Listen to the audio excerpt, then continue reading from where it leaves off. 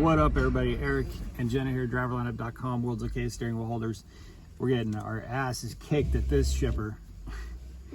It's a little rough. This one's really beating us up, so you guys are going to get, if you don't drive reefer and you haven't backed to reefer docks, or I guess dry docks too, you're about here in a second to see what we have to go through when you're trying to sleep at a dock.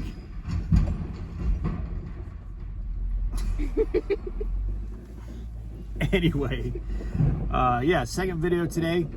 I'm trying to catch up on the days off that I had, but I want to show you guys this dock and look at that empty pot, as they call them here in Boston. So got that. I'm in here, kind of, it looks a little crooked. That's what I had to do to get in here. It's blindside with that fence and that giant pothole there. Not fun. But challenge accepted. We got it done. Anyway, I wanted to tell you that and Jenna doesn't know what the topic of this video is. I don't. And she didn't even really know this was happening. She kind of knew it was happening. Yeah, I don't know. But she didn't know it was happening. But I don't know much of anything. Truck number 3 Oh yeah. Yeah. is ordered. Yeah, that happened during my short shift today. Yeah, Jenna had a long drive. She had to drive Like 36 miles or something. yeah, literally 36 miles to get a washout. And I'm gonna try to pound on to Pittston. We got time on this load, headed back towards Springfield, dropping this off in St. Louis area. I think I'm gonna get to Pittston tonight and shut down. I gotta sneeze. Don't you hate when you get a sneeze? It just gets trapped. But anyway, yeah, truck number 3 is ordered. I assume that'll be a 2023 Freightliner Cascadia. I don't know if they are changing anything with the 23s. I don't think those announcements come out until either the end of this year or at the very beginning of next year. I'm not really sure. Or maybe there's no changes coming to them at all, but this will be a 2023 Freightliner Cascadia. Well, let's test and see how regularly Hopper watches our videos. And shout out to Hopper for arriving like 12 days early to his 90. Oh, did he really? Yeah, he just sent me a That was a big subject change. Well, no, he just sent me a screenshot and says, "Has this ever happened?" So apparently our friend Hopper got rescheduled to the 16th of November and showed up to his 90. Yeah, we had one happen like that. I'll tell you, kind of similar. I'll tell you about in a minute. But anyway, yeah, 2023 Freightliner Cascadia. We went with silver. That was kind of Jenna's one part of the decision. I wanted to try the, what was it? Platinum Pearl. Platinum Pearl. No. I didn't want that. So she picked silver. So the truck that Brad's currently driving, our second truck, is pepper gray. This truck is gunmetal gray, and then that one will be silver. So I think it'll be a really nice set of colors for the 3 trucks. So we will be hunting for a driver. This truck will not arrive until July. Roughly. I actually put the date for June 30th, but it won't be ready to run until after the 4th of July. So after Independence Day. Remy's not pleased with the loading situation here. No. But yeah, we're really excited about it. I basically got the same upgrades. I did not see the option for the damn battery cutoff switch, so I'm gonna get onto, when we get to Springfield, I'm gonna get onto them and make them install one in Brad's truck. I have no idea why they didn't put a battery kill switch in his truck, and he lives up in Idaho, so when he goes home and parks that truck, he needs to be able to shut it off, to cut off the power. It does not have one. It doesn't? No, it doesn't have one. It's literally not there. And you can leave comments telling me where it is in a Freightliner. I know where it is in a Freightliner. We had a Freightliner. I know where it is in Peterbilt. That truck does not have one. So he can't reset it, you know, when he can't reset it if there's a problem and he needs to reboot it or something like that. He can't do that. He can't shut it off when he goes home. That is the most ridiculous. I don't know if it was just overlooked or if it wasn't spec'd right for prime specs. But someone said you have to order that, and that's not, I didn't see it anywhere in the order form for the new truck. So this new truck better have one of those. But all the upgrades are pretty much the same. HID headlights, a little bit upgraded driver's seat, the sun visor, black grille, the curtains. It's got to have the curtains in the windshield. So yeah, that'll be our third truck. And I got to tell you guys now, I'm going to start doing some updates on gross on the truck. I'm just waiting until he runs it for about a month, but it's looking really good. Now, Brad, to his credit, is awesome. Is really good with the truck. I mean, he knows his stuff. In fact, I talked to him late last night and I was like, man, you just run the truck, you know, like you don't need to call me or anything like that because it's so rough. So you don't need to call me or anything like that. He roll his window up because the yard dog just got here. Which he was, and it's not because he needed me, it's just because he wanted to inform me. It's a respect thing. It's yeah, keeping us in the loop. But I told him last night, I'm like, man, if you need to reject a load for any reason that you deem fit, you know, just say no on the Qualcomm. Don't need to call me. You know, he's making some good decisions on fuel. He's following the fuel macro, but he's also making some decisions that it can't. Like it doesn't know if you're going somewhere that's heavy. There's some things that it doesn't know that he's making good decisions. And he's driving to thrive. He's being safe. So, but it's very promising, what we're seeing on what the truck is grossing, and for that reason I was really kind of like, let's go ahead and lock in this third truck. So that's in play. I think I'm gonna reach out to my contact at Pedigree, not in any rush, but if the opportunity's there, if the right financing opportunity is there, and if I can use some back channels to actually get one, I would like to ideally, when I become a pad trainer, when our baby is born, move myself into a Pedigree Freightliner and have all three of these trucks out on the road, because I don't want to beat this truck up on the pad. It is just such a beating to, you know, on your power steering, your transmission, your idle time. And this is a brand new, really good running Peterbilt. So I just don't want to beat this truck up on the pad in PSD training. So that's something that I'm looking at, but we got plenty of time on that. I'll run my PSD and TNT student that I'm taking in February in this truck.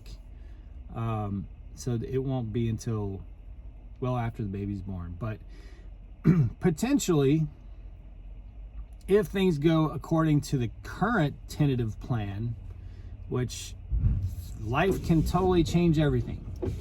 When we first started talking about building a fleet, we weren't planning on having a baby. So life can change everything, but well, we weren't not planning either. We just didn't really yeah, think we talked about that before, but yeah, if you just are just starting on this video, it didn't just accidentally happen. We wanted to have a baby for a long time, but it happened when we least expected it. That's how it happens. Put it that way. That's... But you know, things can change. So I'm not sitting here making this video to tell you guys, hey, here's what's going to happen on this date. Here's what's going to happen on that date. But kind of a tentative visualizing the future. It is very possible we'll be running 4 trucks by next summer, and I'll be a PSD only trainer. So things are, you know, moving so far how I'd visualize them back when we first started on YouTube, and going really well. So I'm looking forward to starting to have some good data, some good numbers to report to you guys. So for those of you interested in building a private fleet, and, you know, start doing some videos on that at the end of this year. I just want to make sure I have enough. And Brad's planning on running through the holidays, so that's going to give he and I like a good solid 2 months to really kind of look at it. Like I said before, I'm not going to tell you what he gets paid. That's his business. But I'll tell you what the truck grosses. And it's, like I said, it's doing really well. In fact, he grossed $4,600 from Saturday morning to yesterday. What is today, Wednesday? So Saturday to Tuesday, because he was home taking care of some things and moving all this stuff onto the truck. So just Saturday to Tuesday, he grossed $4,600. And he's on a load right now, going to pick up a load that pays $3,600. Headed down to Texas, that delivers on the 7th, and he'll have time to run another load on this pay period. So it's potentially going to be over 5,000 on this coming pay period. So I think it's very feasible to think that second truck is going to gross 16 to 20,000, maybe a little more, on if everything goes right, a month, which is really good. So, you know, it's crazy what that means for us. When we get back out on the road after this DAB meeting and really get out there and run for a few weeks, you know, that could potentially put us at $50,000-$60,000 a month between the 2 trucks in gross to the trucks, which is crazy. So I'm just really liking what I'm seeing. And, you know, it's taken an enormous amount of work and focus, which in the past has been a difficulty for me. In Jenna's probably listening to this going, yep, I tend to shiny object and let my focus go in too many different directions. And I feel like we've done really well on building this fleet and making that a priority. For the objective of not having to drive for 10 years and being able to be home with my family. You know, that's like as the hoodie on our website says, Twisted Big D, a nod to you is always got to be vicious, you know, and I'm absolutely have this vicious mindset of just getting this done. So anyway, I just want to let you guys know it's happening. This will go into DL Fleet. Oh yeah, on the Hopper thing. Yeah. So Hopper, this, like she said, is a test to see if you're watching this video. That did happen once to us too. And in fact, I think it was the first load that our new fleet manager, well, he doesn't dispatch, sales dispatches, but he communicated to us on it. I think it was the first load. Yeah. Where he's like, hey, this is drop and hook, you know. Yeah. But sales messed up and he didn't catch it. And it was like, we were there on Wednesday and it was scheduled to be picked up on Saturday. Yeah, they changed it after we got dispatched. Yeah, we were there Wednesday morning, right at the I think it was further out than that. I think it was like 4 or 5 days. Yeah. Like they had basically decided that the load just wasn't going to be shipped until much later. But it was like we were right there. We'd gone there, go pick up the load, and then I was like, hey, just want to make sure you understand that this load doesn't pick up until next weekend or something like that. You know, and it doesn't deliver until like a week later. And the funny part is because you had asked for something with a little more time, so his response was, that's like, right, that's right. that's a little excessive on the little more time. Let's see if we can That's get right. you something else. Our outgoing fleet manager, the load that we got proposed, literally as he was leaving on the the morning that he kind of worked his way out, we got this load that we just couldn't, and we might have been able to make it, but we'd have to run that thing like freaking out, scared the whole time. We had to get a washout and get fuel, so Yeah. it was too tight. Both ends of it were scary. So I said, hey, can we get, Justin had basically taken over the fleet at like lunchtime that day. Chris sat in with him for a few days or weeks, I'm not sure how long, but like that was the day that he kind of took over the fleet. And it was like, hey, can you ask for something with just a tad more time? And it was like, yeah, we don't need a week to pick it up and a week to deliver it. Yeah.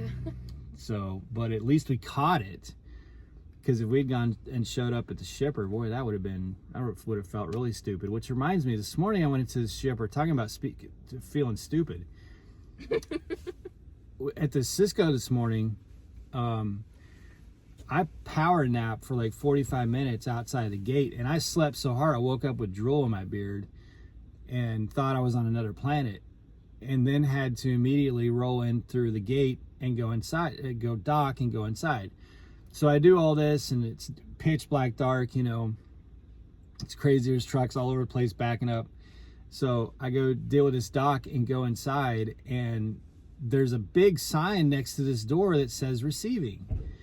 So, I'm just got my paperwork, got the bills, and I just like barge through this door like this is Sparta. Like Leroy Jenkins. Yeah, Leroy Jenkins. Go into this room, and there's all these people sitting around going, sir? I'm like, who?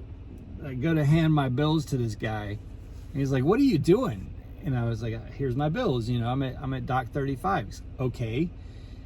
Can you go outside and walk around to the window, please? I had gone into the employee entrance into the receiving office, and I felt so stupid. And then so I come out to the truck, and when I went back in, it was only then that I noticed a blatantly obvious sign on the door that said, "Go to the window. No drivers, or drivers not allowed," or something like drivers don't enter. It was so obvious, like right in the middle of the door. And in the morning when it happened, they were all very perturbed with me, of course, because I'm that driver, who doesn't read signs, doesn't pay attention, just does my own thing. But when I went back to the window, I was like, man, I just went and told my wife this whole story, and she's cracking up. And I said, now I see the sign too, which is so much worse. So I took a picture of it and sent it to Jenna. But he was cracking up the second time. He goes, no, man, you caught me before coffee. He said, but now it's funny. So anyway, pay attention to the signs. Yeah. All right, guys, more updates on that third truck and all the other good stuff coming soon. Be safe, make good decisions, and as always, drive to thrive. We'll talk to you soon.